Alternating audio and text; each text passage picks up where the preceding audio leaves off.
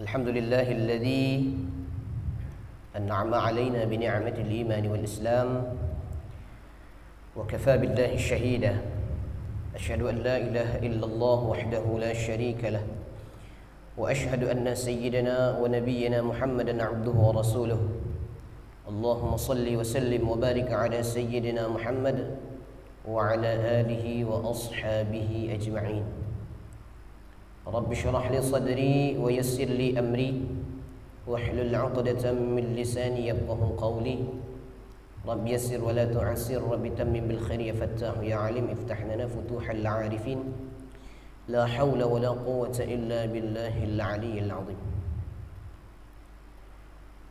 Bapak Ibu majelis pengajian yang saya hormati, alhamdulillah pada malam hari ini kita masih diberikan kesehatan dan kesempatan sehingga kita bisa terus mengaji. Mudah-mudahan Allah Subhanahu wa taala selalu memberikan kita keistiqamahan dalam iman dan Islam. Mudah-mudahan pengajian kita ini nanti di akhirat dapat menjadi saksi di hadapan Allah Subhanahu wa taala. Kemudian salawat dan salam marilah kita sampaikan kepada baginda Rasulullah sallallahu alaihi wasallam. Allahumma salli ala sayyidina Muhammad wa ala alihi wa ashabihi ajma'in. Sebelum kita mulai, seperti biasa mari kita buka dengan pembacaan Al-Quran dengan bertawassul kepada pengarang kitab dan bertawassul kepada ulama-ulama kita yang lainnya. الفاتحة على نية السهالة والجمال في كل الأمور الدينية والدنيوية والأخروية مع تمام العناية وإلى حضرة النبي المصطفى محمد صلى الله عليه وسلم وآله وأزواجه وذريته أجمعين ثم إلى أرواح آبائنا وأمهاتنا وأجدادنا وجداتنا ولأستاذنا ولمعلمينا ولجميع المؤمنين والمؤمنات والمسلمين والمسلمات خصوصا إلى روح الشيخ عبد القادر الجيلاني وإلى روح الشيخ أبو جعفر البرزنجي وإلى روح الشيخ محمد متولي الشعراوي وإلى روح الشيخ سيد محمد بن علوي المالك الحسني وإلى روح الشيخ عبد القادر بن إبراهيم وإلى روح الشيخ حلمي بن عبد المجيد وإلى روح الشيخ سراج الدين بن هدي محمد وإلى أصولهم وفروعهم ومحبهم وأحبائهم الأحياء منهم والأموات أينما كانوا من مشارق الأرض إلى مغاربها برها وبحرها وإلى جميع مشايخهم وسلسلة سندهم إلى رسول الله صلى الله عليه وسلم غفر الله ذنوبهم ونفعنا الله بعلومهم وأفاض علينا من بركاتهم وأنوارهم وأسرارهم في الدنيا والآخرة شيء لله ولهم الفاتحة أعوذ بالله من الشيطان الرجيم بسم الله الرحمن الرحيم الحمد لله رب العالمين الرحمن الرحيم مالك يوم الدين إياك نعبد وإياك نستعين اهدنا الصراط المستقيم صراط الذين أنعمت عليهم غير المغضوب عليهم ولا الضالين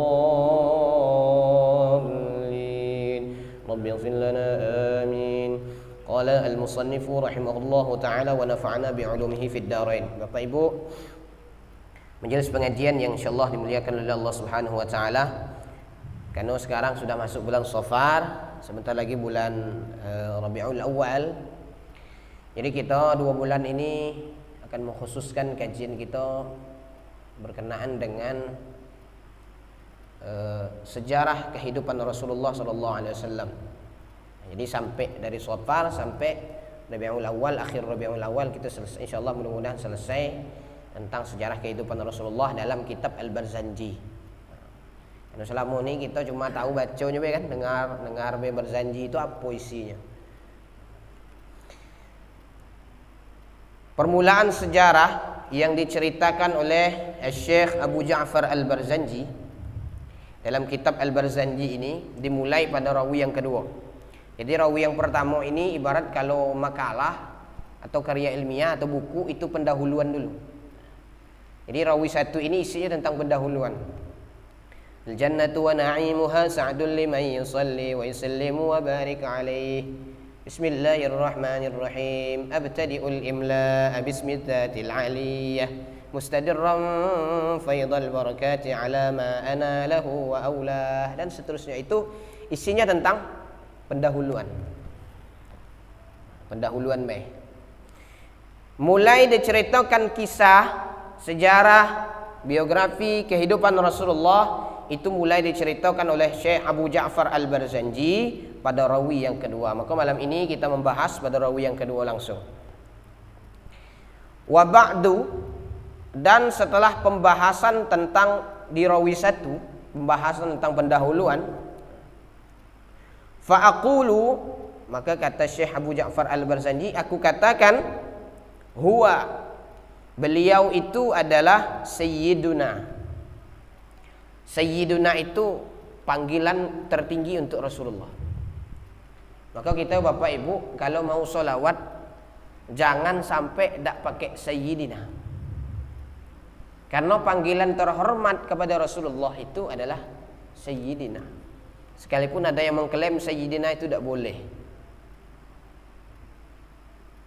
Padahal dalam Al-Quran sudah jelas-jelas disebutkan Sayyidaw wa hasura, disebutkan kata Sayyid. Dalam hadis juga disebutkan ana sayyidu waladi Adam.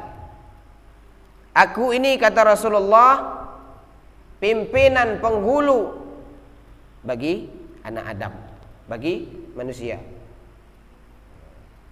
Penghulu bagi anak Adam. Jadi kita kalau manggil Rasulullah itu dalam salawat, sekalipun memang ada hadisnya, Rasulullah mengatakan kalau mau salawat itu Allahumma salli ala Muhammad. Tapi itu kan untuk para sahabat lah. Allahumma salli ala Muhammad. Ya, karena mungkin ada yang seumuran dengan Rasulullah. Bahkan ada yang lebih tua dari Rasulullah, sahabat-sahabat Nabi.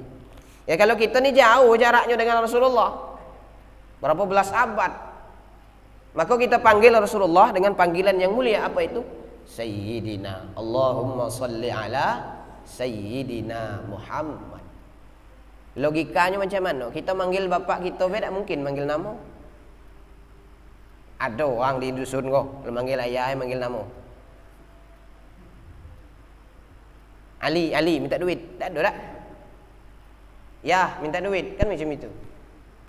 Dengan ayah kita, dengan mak kita masih manggil panggilan kehormatan, apalagi kepada Rasulullah sallallahu alaihi wasallam. Nah, maka Sayyiduna itu masukkanlah ke dalam salawat.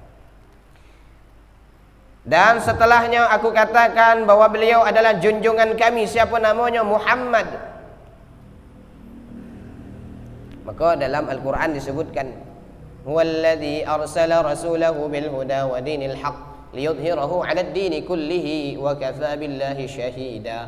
Muhammadun Rasulullah. Disebutkan nama Nabi Muhammad sallallahu alaihi wasallam. Dalam ayat lain disebutkan ada namanya Ahmad.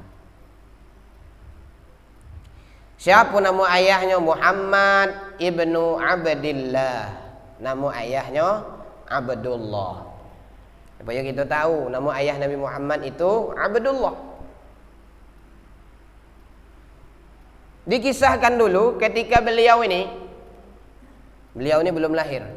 Jadi ayahnya Abdullah ini, datuknya Rasulullah, itu namanya Abdul Muttalib. Jadi dulu Abdul Muttalib, beliau pernah bermimpi. Di dalam mimpinya itu beliau ditunjuki sumur Zam-Zam, sehingga disuruh menggali sumur Zam-Zam itu. Ini dalam mimpi beliau, dalam mimpi Abdul Muttalib. Sehingga ketika bangun, beliau berniat untuk menggali sumur Zam-Zam. Jadi berkat beliau itulah sumur Zam-Zam itu sampai sekarang masih ada. Karena dulu zaman Nabi Ismail alaihissalam, karena kisah awalnya kan sumur Zam-Zam itu dari Nabi Ismail ketika Siti Hajar bolak-balik dari Safa ke Marwah, dari Marwah ke Safa sampai 7 kali mencari air, tidak dapat, maka keluarlah dari kakinya Nabi Ismail alaihissalam. Maka setelah kejadian itu, maka orang-orang suku Jurhum menempati tempat itu dan menjadi sebuah perkampungan. Tapi setelah suku Jurhum itu tidak mengurusi lagi sumur Zam-Zam itu, maka sumur Zam-Zam tertutup. Maka pada masa Abdul Muttalib, maka dalam mimpi beliau disuruh untuk menggali sumur Zam-Zam. Maka berniatlah beliau, ya Allah, kalau saya punya anak 10 orang, saya bakal korbankan satu. Saya bakal korbankan sekok. Nah, ini nazarnya. Nazarnya. Maka setelah dapat 10, beliau ini lupa.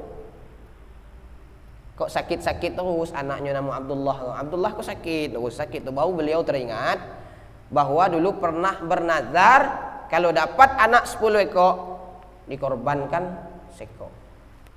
Maka diundilah dari 10 orang anaknya nih. Diundi, setelah diundi jatuhlah nama Abdullah. Ini Abdullah ini nak mau disembelih. Makanya Rasulullah pernah bersabda, saya ini adalah putra dari 2 orang yang disembelih. Siapa itu? Pertama Nabi Ismail. Nabi Ismail mau disembelih oleh ayahnya, tidak jadi. Nabi Ibrahim. Karena perintah Allah. Yang kedua, mau disembelih oleh ayahnya Abdullah, mau disembelih oleh datuknya, kakeknya Abdul Muttalib. Tapi karena Abdullah ini akhlaknya baik, perangainya baik, maka dikenal oleh masyarakat dengan akhlak yang baik. Maka orang-orang banyak mencegahnya, sampai paman-pamannya juga mencegahnya. Abdullah ini jangan sampai disembelih. Karena semuanya banyak yang sayang, jadi masyarakat itu ketika itu mengusulkan, wahai Abdul Muttalib, jangan kau korbankan anakmu Abdullah nih. Bagaimana caranya supaya aku bisa menebus nazarku? Engkau gantikan setiap undian itu, kalau undian jatuh nama Abdullah, ganti 10 ekor unta. Diundi Pak, lah diundi jatuh nama Abdullah, ganti 10 ekor. Diundi lagi jatuh nama Abdullah, ganti 10 ekor. Diundi lagi sampai 10 kali ngundi tetap jatuh nama Abdullah, diganti 10 ekor unta. Yang ke-11 baru ada jatuh lagi nama Abdullah, jatuh nama unta. Barulah unta itu sebanyak 100 ekor dikorbankan ketika itu. Makanya Rasulullah pernah bersabda bahwa saya ini adalah putra 2 orang yang akan disembelih. Tapi sembelihan itu tidak jadi, sembelihan itu diganti oleh Allah Subhanahu wa taala. Nabi Ismail sembelihannya tidak jadi disembelih, diganti oleh Allah dengan kibash. Ayahnya Rasulullah Abdullah tidak jadi disembelih, diganti dengan 100 ekor unta. Nah, inilah kisah Abdullah. Maka ketika beliau sudah remaja, menginjak masa pernikahan. Dulu ketika Abdullah waktu masih remaja, itu perempuan-perempuan itu banyak kepengen jadi istrinya Abdullah tuh. Ya karena di samping gagah, akhlaknya baik. Tapi di antara perempuan-perempuan yang ada di Arab itu, yang terpilih hanyalah Aminah. Maka menikahlah Abdullah ini dengan Aminah. Siapa Aminah itu? Ibunya Nabi SAW. Menikah dengan Aminah, tidak lama nikahnya. Paling lama setahun. Tidak lama nikahnya. Karena kenapa? Karena 2 bulan dalam kandungan Abdullah meninggal dunia. 2 bulan Nabi masih dalam kandungan, Abdullah meninggal dunia. Muda nih kan Abdullah itu meninggal. Nah itu kisah ayah daripada Nabi Muhammad SAW. Ini kisahnya sekilas. Muhammad bin Abdillah, kemudian ibni Abdul Muttalib. Abdullah punya ayah namanya Abdul Muttalib. Abdul Muttalib itu bukan nama asli. Abdul Muttalib itu gelar. Nama aslinya Abdul Muttalib itu Syaibatul Hamdi. Wasmuhu Syaibatul Hamdi. Nama aslinya adalah Syaibatul Hamdi, yang sering digelar dengan Syaibah. Kenapa berubah nama Abdul Muttalib? Atau juga pertanyaan, kenapa namanya Syaibah? Ngapa tak nama lain? Kan macam itu tak? Kalau kita kok biasanya kalau ada ta marbuto di ujungnya itu biasa nama perempuannya tak? Syaibah, Suwaibah, Halimah, ada ujung-ujung ujung itu biasanya nama perempuan. Tapi beliau ini laki-laki, namanya kok Syaibah. Apa asal usulnya? Apa sejarahnya? Karena Abdul Muttalib ini atau Syaibah ini ketika lahir, lagi kecilnya ketika lahir itu, baru lahir itu sudah ada uban di rambutnya. Ada uban. Jadi aneh ibaratnya. Kalau kita ni kalau tengok budak bayi baru lahir ada uban, agak aneh ya tak? Maka gara-gara itu ketika lahir itulah inisiatif ibunya. Jadi maknya Abdul Muttalib ini namanya Salma binti Amr. Ayahnya namanya Hashim. Nanti kita akan jelaskan. Hashim itu siapa? Salma binti Amr melahirkan Abdul Muttalib. Maka ketika lahir ada uban di rambutnya, maka dibuatlah namanya Syaibah. Karena dalam bahasa Arab uban itu bahasa Arabnya syaib. Maka dibuat nama Syaibah.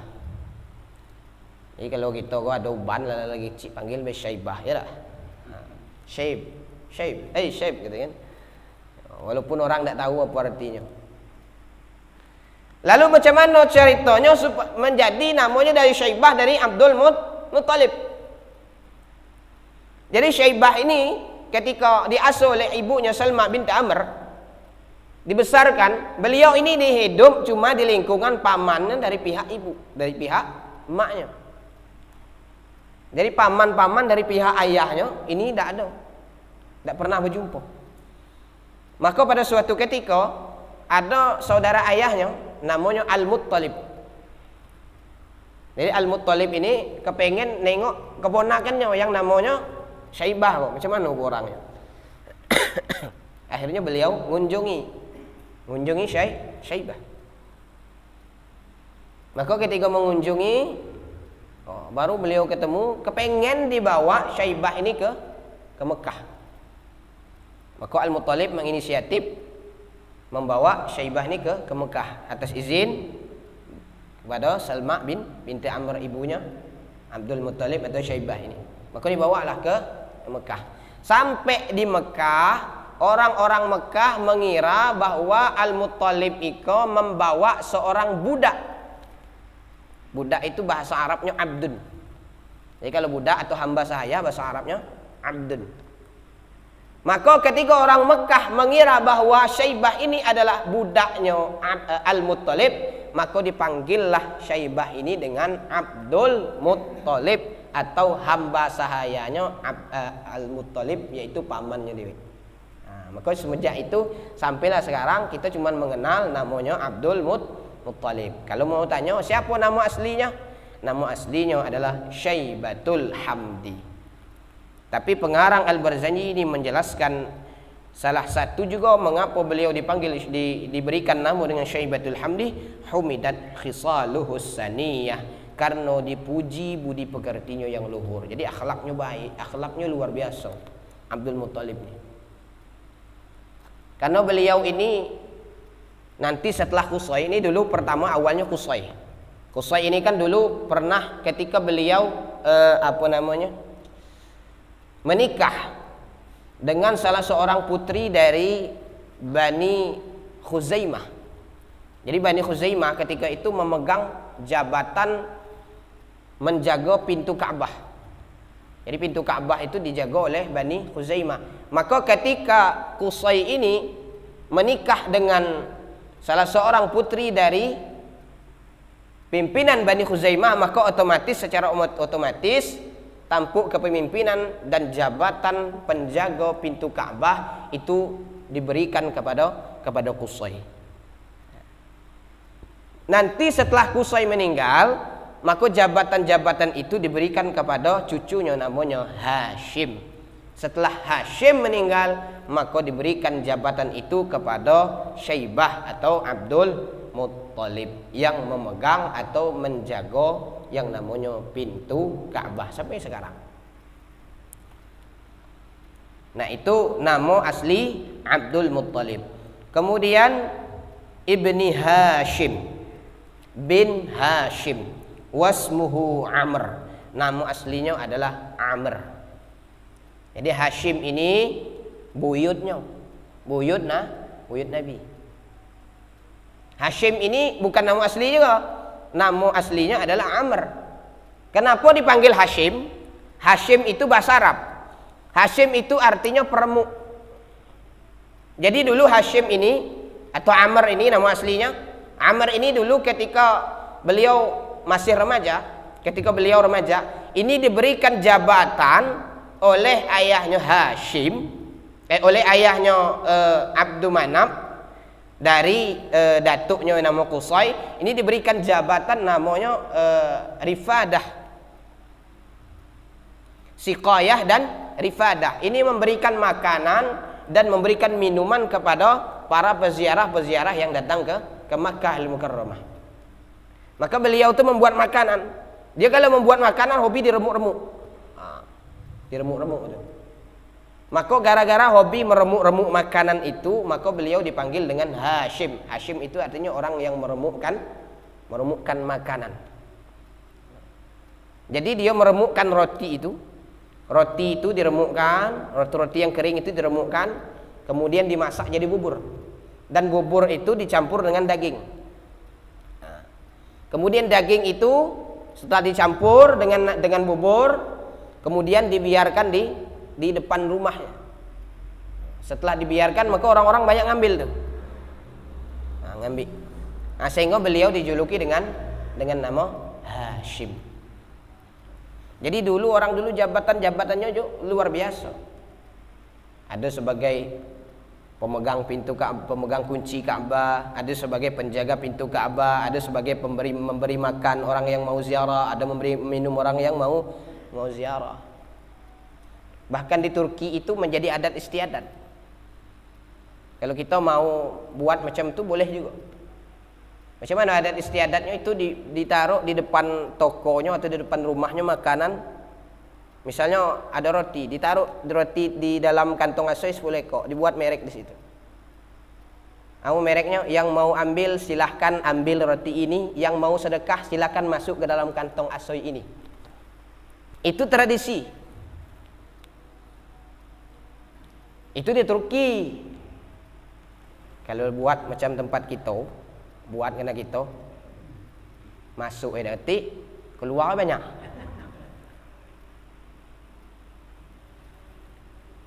Rugi malahan ya tak? Cuman kalau kita yakin saya tak apa-apa buat. Kemarin ada saya nengok di di Sungai Kambang itu ada di situ. Yang mau sedekah di sini silahkan, yang mau ngambil sedekah di sini silahkan. Ada mereknya di Sungai Kambang itu, pernah saya nengok di situ. Cuma tak ada lagi gini tuh. Kita kok payah nak percaya ya tak? Nak melepaskan nitip barang tu susah nak percayanya. Nak ngambil pun juga malu. Nah itu tradisi-tradisi orang dulu. Namanya Hashim. Nah Hashim ini menikah jadi dengan Salma binti Amr. Cuma menikahnya ini tidak lama juga. Sama dengan ayahnya Nabi Abdullah. Ketika masih mengandung Syaibah, istrinya Salma binti Amr, beliau meninggal dunia. Artinya belum ketemu, belum lahir Syaibah, Hashim sudah meninggal. Makanya amat sedih lah kalau kita menceritakan bagaimana biografi Rasulullah, bagaimana sejarah Rasulullah. Belum ketemu dengan ayahnya tidak ada. 2 bulan dalam kandungan meninggal ayahnya. Begitu juga Syaibah, belum sempat dia ketemu dengan ayahnya sudah tiada. Kalau kita kok masih ketemu dengan ayah, masih manggil ayah, masih manggil ba, masih manggil ma. Kalau Rasulullah 2 bulan dalam kandungan tidak ketemu ayahlah meninggal. Setelah itu diasuh oleh ibunya. Tidak lama diasuh oleh ibunya meninggal. Kemudian diasuh oleh datuknya. Tidak lama datuknya ngasuh, meninggal lagi. Yang lama yang ngasuh Rasulullah itu adalah pamannya, Abu Talib. Sampai beliau diutus sebagai Nabi dan Rasul. Sampailah beliau berumur lebih kurang 50 tahun. Pamannya masih hidup. Setelah itu baru meninggal dunia pamannya. Maka karena kesedihan beliau ditinggal oleh pamannya, maka Allah Subhanahu wa taala memberikan kepada Rasulullah sallallahu alaihi wasallam atau menghibur Rasulullah dengan cara mengisrakan dan memi'rajkan Rasulullah sallallahu alaihi wasallam.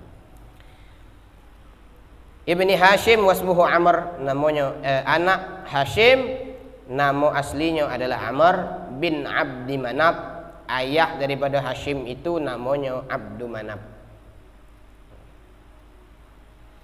Wasmuhu Al-Mughirah, nama aslinya adalah Al-Mughirah.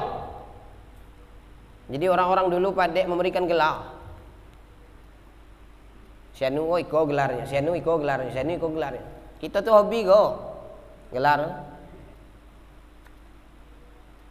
Yang lebih elok gelar kita di Jambi kok bujang tuh lah, bujang gadis. Ya tak? Ya lah punya cucu tetap bujang juga. Ya punya cicit tetap gadis juga. Jadi tradisi-tradisi memberi gelar tuh dulu sudah ada. Sampai lagi ini tuh. Cuman kalau dapat bagi gelar orang tuh bagilah gelar elok-elok. Kita kadang nyingkat nama, itu yang buat gelar tuh. Nama elok-elok Abdullah panggil Bedul, Abdurrahman panggil Bedur. Macam-macam. Makanya orang kini itu ada pula kemarin datang dengan saya minta buat nama, sekira-kira nama itu tak bisa disingkat orang. Itu susah tuh nyari itu.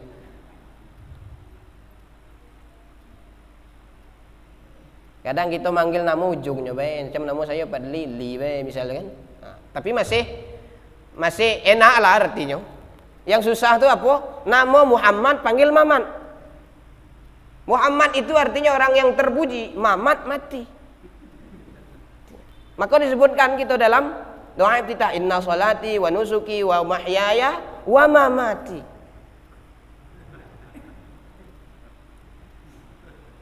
Sesungguhnya solatku, ibadahku, hidupku, matiku.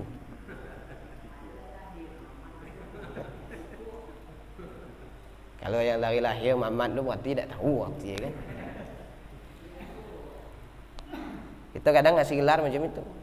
Ada pula kemarin itu ceritanya minta carikan nama itu dari ada penceramah juga nyebut katanya, telepon saya tu. Bagus tak Ustaz, namanya kau Sultan Sayatin katanya kan. Jadi dia jawablah, ngapo dak neraka jahanam katanya kan. Sultan tu tahu pak artinya tu. Sultan tu artinya raja atau pemimpin. Sayatin itu setan-setan. Syaiton itu dalam bentuk mufradnya seko. Sayatin banyak. Berarti rajonya setan-setan. Iblis berarti. Jadi dari dulu sudah ada gelar-gelar itu. Abdul Manaf nama aslinya Al-Mughirah alladzi yantamil irtiqa'u.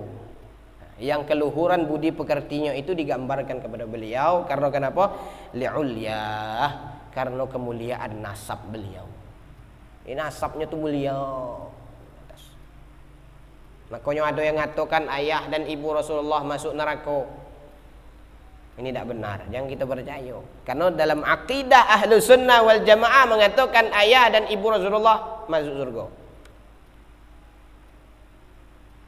Dari mana ayat Qur'annya? Wa ma kunna mu'adzibina hatta nab'atha rasulah.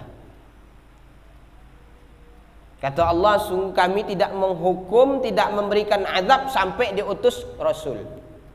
Ayah dan ibu Rasulullah itu belum ada Rasul. Maka itu disebut dengan ahlul fatrah.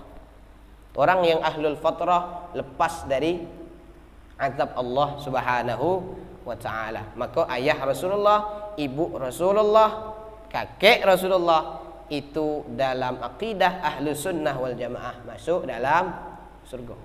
Kenapa? Karena nasabnya mulia sampai kepada Nabi Ismail, sampai kepada Nabi Ibrahim alaihi salam. Walaupun ada hadis mengatakan abi wa abu kafinnar, kata Nabi, ayahku dan ayahmu masuk neraka, itu makna abun di situ bukan makna ayah, tapi maknanya adalah maknanya paman, bukan ayah. Ini kalau cerita panjang ceritanya nih. Karena dalam Al-Quran disebutkan am kuntum syuhada idh hadara yaqub al-maut qalu na'budu ilahaka wa ilaha abaika. Abaika di situ adalah maknanya paman. Ada 3 disebutkan di situ, abaika Ibrahim wa Ismail wa Ishaq. Tidak mungkin ketiga-tiganya itu ayah. Maka disebutkan abaika di situ adalah paman. Mulia nasabnya. Jadi kita jangan sampai tidak menganggap nasab Nabi itu tidak mulia. Maka disebutkan Nur Nabi Muhammad itu dari Nabi Adam, dari Nabi Nuh, kemudian kepada Nabi Ibrahim, kepada Nabi Musa, kepada Nabi Isa, masuk ke dalam rahimnya Aminah.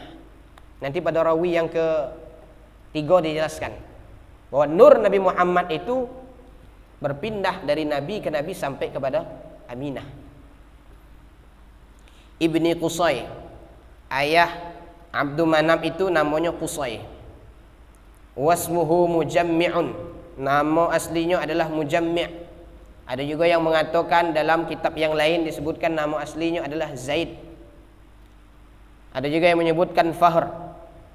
Macam-macam. Tapi dalam kitab Al-Barzanji disebutkan nama asli Qusay itu adalah Mujammi'. Lalu mengapa disebut Qusay? Summiya bi Qusayyin, dinamakan Qusay litaqasihi, karena jauhnya beliau pergi. Jadi Qusay ini pernah pergi ke negeri yang jauh. Di mana itu? Fi biladi Qudha'ah al-Qasiyah, di negeri namanya Qudha'ah yang jauh. Qusay ini punya ayah namanya Kilab. Kilab menikahi seorang perempuan namanya Fatimah binti Sa'ad. Tak lama setelah itu Kilab meninggal dunia. Fatimah binti Sa'ad dari pernikahannya dengan Kilab itu melahirkan 2 orang putra. Namanya yang pertama adalah Qusay, yang kedua namanya Zuhra atau Zahra. Dari Kilab inilah nasab yang sama dari bapak Nabi, dari ibu Nabi bertemunya di Kilab. Kalau dari ayah Nabi, Abdullah bin Abdul Muttalib bin Hashim bin Abdul Manaf bin Qusay bin Kilab. Kalau dari pihak ibu, Aminah binti Wahab bin Abdul Manaf bin Zuhra bin Kilab. Jadi ketemunya di Kilab. Kalau kita punya rantai sanad kita, enaknya kita nak jabarkan itu.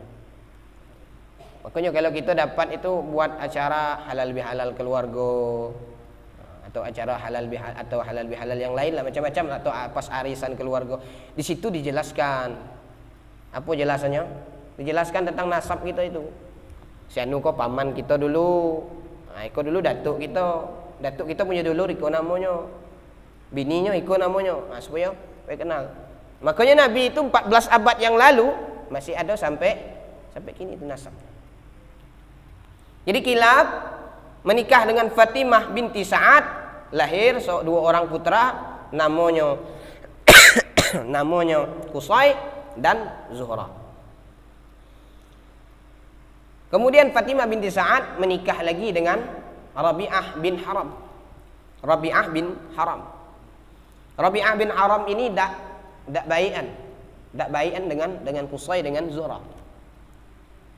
Artinya sering bertengkar. Anak-anaknya nih, anak-anak daripada Rabi'ah, anak-anak dengan suami yang lain, dengan istrinya yang lain, bertengkar dengan, sering bertikai dengan Qusay dan Zuhra. Akhirnya Qusay apa? Ila a'adahu Allah Ta'ala ilal haramil muhtaram. Akhirnya Allah Subhanahu wa Ta'ala mengembalikan Qusay ini ke tanah haram. Nah, dari Qusay inilah, maka Qusay ini membangun sebuah rumah namanya Darun Nadwah, yang kalau sekarang namanya lembaga adat.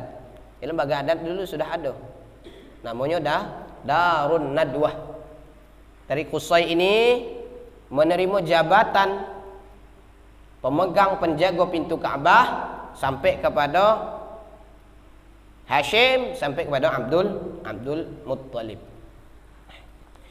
Ilal haramil muhtaram, Allah mengembalikannya kepada tanah haram yang dimuliakan. Fahama himahu, dan dia memelihara, menjaga tanah haram itu dengan penjagaan yang sebenar-benarnya, dengan penjagaan yang sesungguh-sungguhnya, dengan yang sebenar-benarnya, yang sebetul-betulnya. Nah, ini sedikit tentang Qusay. Ibni Kilab, ayah Qusay itu namanya Kilab. Wasmuhu Hakim, nama aslinya Hakim. Dalam riwayat lain ada juga yang menyebutkan nama aslinya adalah Urwah. Ngapa disebut Kilab? Maka kalau orang ada tahu di bahasa Arab kilab kalbun. Kilab itu dari kalbun, anjing artinya. Ngapa namanya kilab? Ya tak kami macam itu. Maka dalam kitab Ar-Rahiqul Makhtum karya Syekh Sofiyur Rahman Al-Mubarakfuri dijelaskan di situ mengapa beliau ini dipanggil kilab, karena dulu ketika masih remaja beliau kerap berburu anjing. Nah, maka beliau ini asalnya namanya Hakim, dipanggillah orang karena sering berburu anjing dipanggil namanya dengan nama kilab. Nah, kok kita jangan sering berburu, pergi mubah nama. Dulu pernah tanya dengan kiai kan, ada seorang guru pernah ditanya, guru boleh tak melau kau katanya kan, boleh lah, cuma kaki nama tu berubah. Apa nama kita tu? Dengan nama ujung biasanya macam tu gitu. Si Anu mana? Si Anu yang ngon anjing tu, kan tak ada enak dengar tak? Si Anu mana? Si Anu yang berburu babi tu kan tak ada enak dengar tak? Kalau si Anu yang mana? Si Anu yang sering baca Quran tu kan enak dengar tak? Wasmuhu Hakim, namanya adalah Hakim bin Murrah. Ayah kilab namanya Murrah bin Ka'ab. Anak daripada Ka'ab bin Lu'ay bin Lu'ay. Ayahnya lagi namanya Lu'ay bin Ghalib. Kemudian ayahnya namanya Ghalib bin Fihr, anak daripada Fihr. Dari Fihr inilah nama aslinya apa? Wasmuhu Quraisy. Nama aslinya adalah Quraisy. Wa ilaihi tunsabul butunul qurasyiyah. Kepada Fihr inilah dinisbatkan semua orang-orang Quraisy. Maka anak keturunan beliau itu berasal dari namanya dari Bani Quraisy, dan suku ketika itu yang paling terkenal adalah suku Quraisy. Karena Quraisy itu diambil dinasabkan kepada Quraisy yang nama panggilannya adalah Fihr. Wa ma fauqahu, dan sampai ke atasnya nasabnya Kinani, disandarkan kepada Bani Kinanah, kama janaha ilaihil katsiru wartada, sebagaimana dijelaskan, sebagaimana disetujui oleh pendapat-pendapat banyak orang. Ibni Malik, anak daripada Malik, Ibni Nadhr, daripada anak Nadhr, bin Kinanah, daripada anak Kinanah, bin Khuzaimah, anak daripada Khuzaimah, bin Mudrikah, anak daripada Mudrikah, Ibni Ilyas, anak daripada Ilyas. Siapa Ilyas itu? Wahwa awwalu man ahdal budna ila rihabil haramiyah. Beliau ini adalah orang yang pertama sekali berkorban unta untuk tanah haram. Jadi yang pertama sekali nyembelih unta berkorban untuk tanah haram ialah Ilyas. Datuk Nabi, kakek Nabi yang ke berapa itu? Ilyas. Dan dari sulbinya, dari tulang sulbinya dijelaskan di sini, wasumi'a fi sulbihi, dan didengar di dalam sulbinya, tulang punggungnya, tulang belakangnya. Didengar di dalam sulbinya Ilyas. Itu apa? An-Nabi sallallahu alaihi wasallam dzakarallaha ta'ala wa labbahu. Nabi itu berzikir kepada